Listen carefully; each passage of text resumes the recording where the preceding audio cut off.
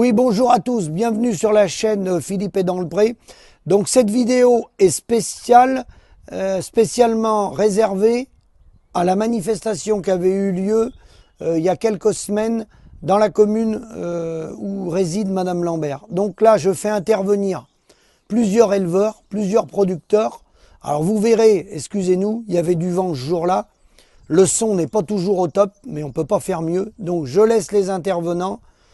Et n'hésitez pas à faire des commentaires, posez vos questions. Chaque intervenant est intervenu sur un sujet bien précis. Certains ont parlé de la PAC, certains ont parlé de la crise, certains ont parlé du syndicalisme. Je vous laisse en compagnie de mes collègues. Moi, je voulais juste vous témoigner de mon expérience de producteur de lait bio. J'ai été syndicaliste pendant une quinzaine d'années. Et puis, bon, j'ai mis longtemps à réagir, mais au bout de 15 ans, je me suis aperçu que ça ne servait à rien. Je me suis aperçu qu'on t'amenait à un endroit, on te faisait parler comme on voulait. Donc, bon, j'ai voulu me révolter et on m'a fait comprendre que le mieux, c'était que je rentre à la maison. Donc voilà, ce que je voulais vous dire avec ça, c'est que de toute façon, si on veut quelque chose, c'est nous qu'on ira le chercher. Sinon, c'est pas la peine de faire confiance et je ne vais pas vanter plus un syndicat qu'un autre. À aucun, c'est pas la peine de leur faire confiance. Moi, je les ai vus à Paris, je sais comment ils parlent à Paris, je sais comment ils parlent sur le terrain. C'est deux discours totalement différents. On a l'impression de ne pas voir les mêmes gens quand on est à Paris et quand on est ici. Donc tout ce qu'on obtiendra, c'est nous qu'on ira le chercher, sinon ils ne nous le ramèneront pas. Exactement. Voilà, merci. Ouais, bravo. Merci Bernard. Vas-y Jean-Philippe. Tout résumé. Appelle Johan. Johan, c'est toi Jean-Philippe qui parle, vas-y. Ouais Jean-Philippe, vas-y. Producteur de lait de la Manche, là-bas. Les bonnes terres de la France. Les bonnes terres, appelle lui. Je suis pas un grand orateur. Johan. Johan. Vas-y. C'est pas grave. Je vais parler pour lui parce que. On est entre nous. Alors moi je voulais parler des primes PAC. Alors les primes PAC, il faut savoir que c'était normalement pour soutenir. C'était normalement pour soutenir les producteurs contre les prix bas. Aujourd'hui, alors nous dans la Manche, on a emmené la liste des exploitations qui ont le plus haut prime PAC. Et bizarrement, quand on cherche bien, on retrouve des gens de la FDCA et JA. Alors là, par exemple, on va en prendre quelques-uns au hasard, comme ça. Il y a le Guaigues-Mazier. Alors le Guaigues-Mazier, c'est dans la Manche et au désert, c'est dans les marais. Donc c'est pas de la terre qui est forcément très labourable et tout ça. Mais bizarrement, parce que moi je vais vous dire combien j'ai pris une PAC. Je suis sur des terres, il y a de la terre de marais, il y a de la terre qui est pas si mauvaise que ça. Il y a 120 hectares et j'ai 30 000 € de prime PAC. Et par contre, moi je me suis installé, alors on s'est installé en 2011. Donc voilà, on s'est installé, on n'a pas su prendre les primes, on ne connaissait rien à tout ça.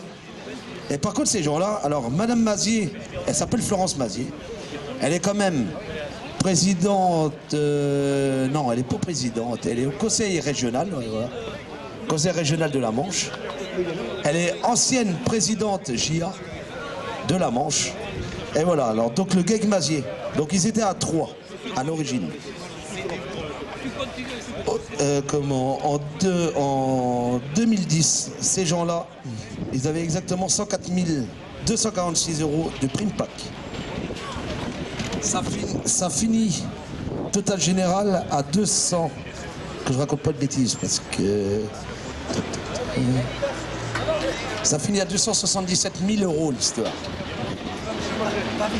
J'ai pas tout suivi, j'étais parler d'autre chose. Et je vais laisser la parole à Johan. Il va oui, non, parce que je parlais de Madame Mazier, qui est quand même au conseil régional, qui va nous dire comment il faut gérer nos fermes. Parce que c'est ces gens-là qui nous disent comment gérer nos fermes. C'est ça qui est le pire. Alors on a un président. Alors on a des présidents de coopératives. Donc il s'avère que sur 2 ans d'année civile, ils se retrouvent avec des montants 518 000 €. Derrière, on retrouve des administrateurs du Crédit Agricole, caisse régionale, président, vice-président, qui sont dans des documents de 2014 dans ma voiture, si je peux vous les donner à consulter. Alors ces gens-là, actuellement, font la pluie de beau temps dans tous les élevages, ils accordent des prêts.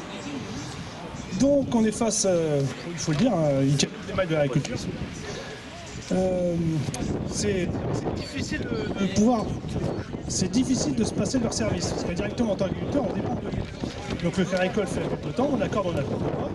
Il nous a mise sur le code du travail, sur tout ce qui est environnemental, l'exécution légale. Mais dans le fond, il nous pourrit sa vie en fait. On est face à la corruption, il traîne dans les instances de préfecture. Et on est face, on est victime de tous ces gens-là, quoi. Donc il intègre le monde politique, le monde administratif. Donc maintenant, il y a Christophe Escalier qui peut vous dire autre chose sur le problème de sanitaire. Christophe, tu peux venir? Il y a des administrateurs Crédit Agricole. Oui. Gaël de la Janière. Gaël de la Janière, c'est son Gaël de la Janière, c'est son danger. Il y en a un là-dedans qui est quand même administrateur au Crédit Agricole. C'est des gars, on est quand même dans la Manche. Il y a de la méthanisation là-dedans. Il y a des vaches qui sont toute l'année en stabule, alors que dans la Manche, ça pousse tout seul. C'est un scandale. Ça, c'est un scandale. Quand on parle de zone, alors nous, zone vulnérable, ok. Zone vulnérable, pas de problème. Alors, c'est quand même pas à nous, paysans. Moi, je mets mes vaches du mois de mars au mois de décembre dehors. Je vais quand même pas aller courir mes sols pour des connards, et puis j'appelle ça des connards, qui vont aller nous dire comment faire, comment gérer, qui sont au Crédit Agricole, qui vont dire, qui vont faire la pluie et le beau temps, qui vont nous dire, qui vont octroyer des prêts ou pas, ou qui font leur messe basse le samedi matin, que ça se passe en commission locale. Alors voilà, et des exemples, comme le gars de la Janière, hein, sans raconter l'histoire, c'était en 2010 à 142 000 € de prime PAC. Mais c'est une honte, ils sont qu'à 3. Enfin, je comprends pas. Alors il y en a qui arrivent, il y en a d'autres qui n'y arrivent pas. Mais déjà ça, mais moi j'aimerais bien avoir ça. Alors on va me dire, ah, t'es un bon rien, t'avais qu'à aller demander des primes. Mais non, on ne doit pas vivre des primes, on doit vivre de nos prix. Et ces gens-là aujourd'hui, même aujourd'hui, si on avait du lait à 500 €, on leur retire les primes, ils se cassent la gueule, mais ce serait bien fait. Il y a un moment, ce serait bien fait, parce que merde à la fin. Merde, moi je dis merde, on a quand même, surtout chez nous, je connais pas les autres régions de France, j'ai pas assez voyagé. Mais quand je vois quand même que chez nous, l'herbe pousse toute seule, qu'on a quand même un savoir-faire. La Normandie, il y a Isigny-Sainte-Mer, qui fait quand même de l'AOP et tout ça, qui a reconnu jusqu'aux États-Unis. Il y a Lactalis, qui adore collecter chez nous, avec de l'AOP et tout ça, et qu'on voit des gens comme ça. Mais alors, mais on pourra en citer d'autres, parce qu'on parlait d'un ERL Dolé. Alors Monsieur Dolé, c'est quand même un président de chez Copelvaux. Mais Monsieur Dolé, je m'appelle Jean-Philippe Pion. Et quand tu m'as baisé 3 000 € sur mes primes PAC, pour payer 3 vaches, sachant que j'étais en difficulté, c'est pareil, et c'est un gars qui a combien ça? Plus de 500 000 €. Plus de 500 000 € sur 2 sociétés. Et ils vont nous dire comment travailler. Et il ne traite pas une vache. Hein. Il n'a jamais traité une vache, il fait que de la laitante. Il représente l'interprofession au niveau d'Internet. Voilà. Régional, hein. Voilà. Et tous ces gens-là, mais alors ça c'est la même clique que la Lambert. Mais il y a un moment. Mais s'il y a un missile à foutre là-dessus, mais il faut le foutre là-dessus. Bon Dieu, bon Dieu. Non mais c'est cool de parler comme ça. Je suis pas pour la guerre, mais là il y a un moment. Ça commence à faire quoi. C'est un missile de vérité. C'est un missile de vérité. Voilà, c'est des voyous. C'est des voyous. Le duo est fort. Il y aura une justice. Il y aura peut-être une justice un jour, mais on nous a assez pris pour des cons. On nous prend pour des cons parce qu'on va pas avoir le dernier tracteur Fenn dans la cour. Parce qu'on a des vieux machins, parce qu'on fait que de l'herbe et de ça, parce qu'on a des vaches à 5000. Mais putain, mais c'est quoi l'agriculture? C'est quoi l'agriculture? Moi, je suis passé par là, d'avoir des emprunts par-dessus la tête et tout ça, d'avoir des dettes fournisseurs et tout ça, pour être intégré. Mais je suis pas d'accord. Je vais rejoindre... voilà. Il y a aujourd'hui des gens, on voit des fermes dans la Manche qui sont chez Agrial. Et ça, c'est pas mes copains, parce que l'année dernière, moi, j'ai manifesté en tant que syndicaliste. Ça a failli me coûter 30 000 € l'histoire. C'est pas grave, j'en ai rien à foutre. Quand on voit le président de Rial, qui s'appelle Monsieur Lebrun, Monsieur Pascal Lebrun, et d'autres, parce qu'il y en a d'autres. Ces gens-là, alors Monsieur Pascal Lebrun, il a quand même 4 apprentis dans sa cour. C'est facile d'avoir de la main-d'œuvre à pas cher, de travailler et de dire aux autres comment il va falloir gérer. Nous, on n'est qu'à 2. Hein. Nous, il n'y a personne qui va travailler chez nous. Moi, mes parents sont pas agriculteurs, ils étaient taxés ambulanciers. J'en suis fier. Je me suis installé tout seul, je me suis démerdé tout seul. Mais aujourd'hui, attention. Je suis passé, il n'y a pas si longtemps que ça, sur des routes de mon enfance. Il y avait quand même des petites fermes qui pouvaient être reprises. Qui c'est qui a produit les mises aux normes? Alors les mises aux normes, c'était normal, c'était pas normal que le lisier aille à la rivière. Ça, ok, pas de problème.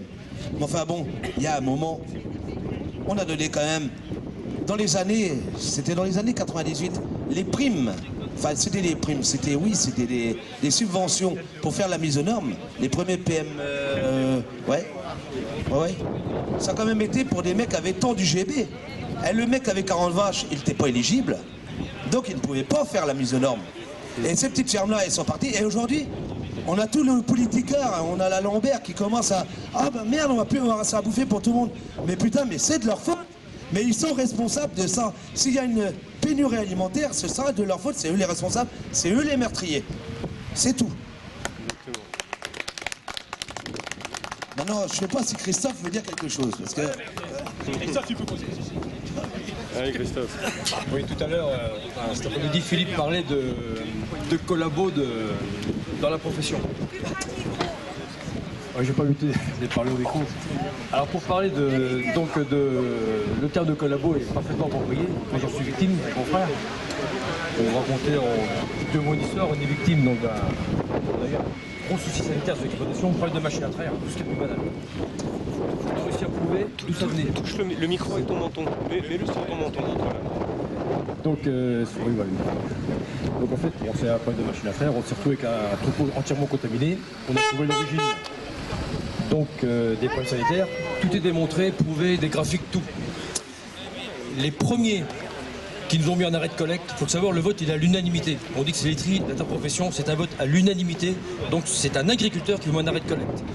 Les arrêts de collecte ne sont pas obligatoires. Il y a un annexe 7 qui prévoit qu'un agriculteur qui démontre qu'il apporte des éléments qui n'est pas responsable de l'origine des montées cellulaires, par exemple, la commission n'est pas obligée de mettre en arrêt de collecte. Les premiers qui vous mettent en arrêt de collecte, ce sont les éleveurs, syndicalistes. Il faut le savoir. Donc l'annexe 7, il est clair, il est sur Internet. On peut le retrouver. Donc, premièrement, les arrêts de collecte ne sont pas obligatoires. J'ai invité les éleveurs de l'interprofession, du CRIEL, la section lait, donc de la FDSEA, parce que c'est eux qui sont majoritaires là-bas. Personne ne veut venir voir notre installation. Personne. Par contre, ils ont mis un arrêt de collecte. On a fait un contrôle de machine à traire. On se retrouve avec un contrôle, la machine n'est pas aux normes. Donc on nous dit qu'elle n'est pas aux normes. Donc on a tout vu qu'il y avait une erreur. Donc Expert Veto, dans une procédure, il a le logiciel donc, de l'Institut d'élevage. Il programme de paramètres, la machine à traire est aux normes, signé de sa main. On a envoyé un recommandé, donc, parce que nous, dans Manche Cavados, c'est donc les chambres d'agriculture qui sont MOT, maîtres d'œuvre territoriales, qui sont responsables donc, des contrôles des machines à traire. Le président, sur mon portable, je peux vous montrer la lettre qu'on m'a envoyé recommandée, il est hors de question de remettre en cause le contrôle de machine à traire. C'est-à-dire qu'en fait, il remet en cause ses propres normes. Donc j'ai écrit préfecture, enfin tout le monde. Personne ne veut venir. J'ai invité tout le monde. Personne ne veut venir. Et les premiers qui nous enfoncent, ce sont les agriculteurs qui sont dans les OPA. C'est ça qui est terrible. Et on peut parler. C'est pas un problème. Pour moi, c'est pas un problème de FNSEA. Bon, ça fait partie du problème, mais c'est d'abord un problème d'état d'esprit des gens. Quand on prend une fonction, on est là pour défendre l'intérêt commun, on est là pour aider ceux qui sont en difficulté. On ne s'occupe pas de la couleur syndicale. Mais quand vous avez des agriculteurs, nous, on nous a mis, à cause de cette norme qu'on nous a inventée, 10 mois en arrêt de collecte. Et pendant 10 mois, on a traîné nos vaches et on a jeté le lait à la fosse à lisier. Le contrôle, il a eu lieu le 6 novembre 2020. La Chambre a accepté, sous pression de l'expert, de venir que le 22 avril 2021. Et le lait a été repris le 20 juillet 2021.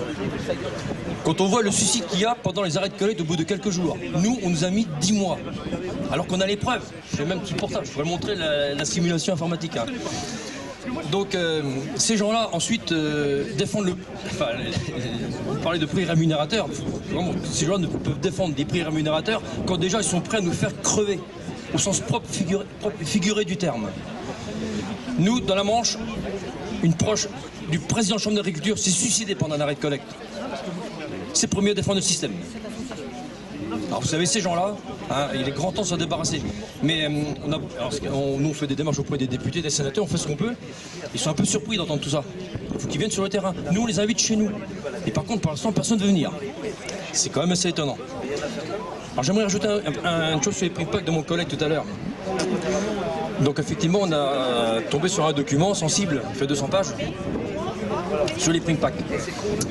Eh bien, juste pour faire un petit rappel, nous dans la Manche, il y a 2% de fermes en 2014 qui avaient plus de 70 000 euros au premier pilier. C'était en DPU. 2%. Effectivement, quand on regarde les noms, la plupart du temps, une grande majorité, ce sont les hauts responsables professionnels.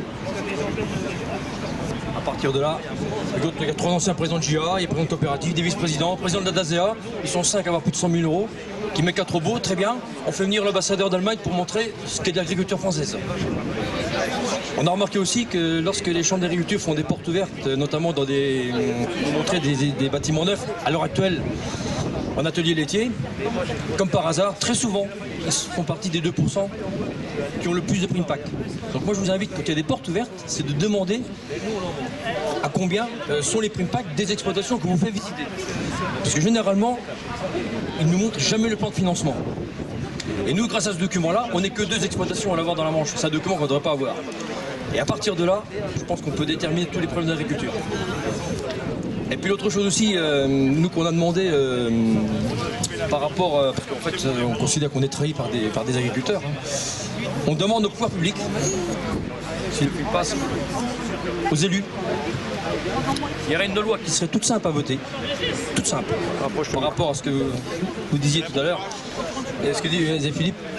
Effectivement, les responsables professionnels, en plus de cumuler très souvent les plus gros montants de prime PAC, cumulent 1000, 2000, 3000, 4000, 5000, 6000 euros net par mois d'indemnité. Il y aurait une loi toute simple. C'est normal qu'on ait des gens qui prennent des responsabilités, c'est tout à fait normal. Je pense que là-dessus, les choses sont claires. C'est les gens qui ont ça du temps. Mais par contre, qui ne peuvent percevoir leur indemnité que sur présentation d'un bulletin de salaire de salariés. Et ça évitera d'avoir des fermes, comme c'était dit tout à l'heure, 2, 3, 4 stagiaires et apprentis, voire même, ou certains, des parents qui ont jusqu'à 80 ans travaillé 10 heures par jour. On en a dans la Manche. Et ce sont ces gens-là qui vous expliquent qu'avec un lit de 30 centimes, on peut vivre. C'est là le problème, on est trahi. Donc si les pouvoirs publics, ils ne manquent jamais d'imagination quand il s'agit de donner des aides sociales aux pauvres.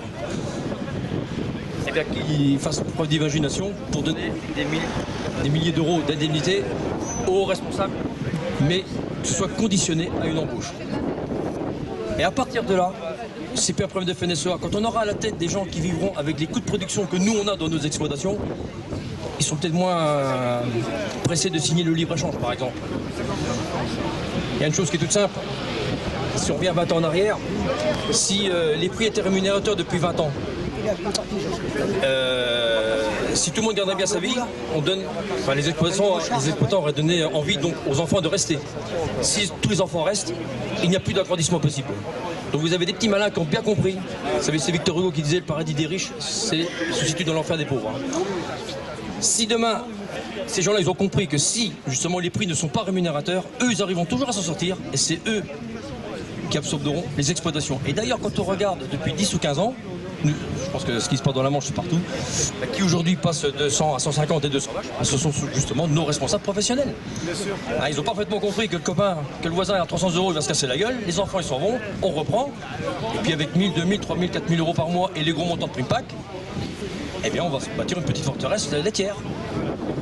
Et ce sont ces gens-là, moi que gère tout, et j'en ai contre eux, je suis un peu comme Jean-Philippe, on vient un peu révolutionnaire, parce que tous ces gens-là, moi je les ai retrouvés derrière notre affaire de machines à traire, qui ont refusé de nous aider.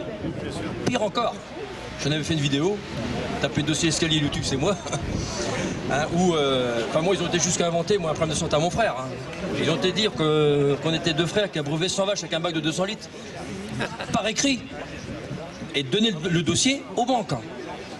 Voilà, et tout ça c'était protégé par les responsables professionnels. Qui, eux par contre, ils se sortaient bien. Donc c'était pour pousser un petit coup de gueule, pour dénoncer le système. Mais si moi, le message principal, c'est par rapport aux indemnités professionnelles, je suis tout à fait d'accord avec ça. Si demain les pouvoirs publics pouvaient conditionner les indemnités professionnelles sur des conditions d'embauche, je pense que là, on changerait toutes les mentalités des organisations professionnelles qui font pas leur boulot. Donc merci aux différents intervenants qui se sont déplacés, qui représentaient des délégations et qui ont fait des kilomètres. Et bientôt la suite du montage de cette manifestation-là, la suite que je vous couperai encore dans 2 ou 3 vidéos. À bientôt.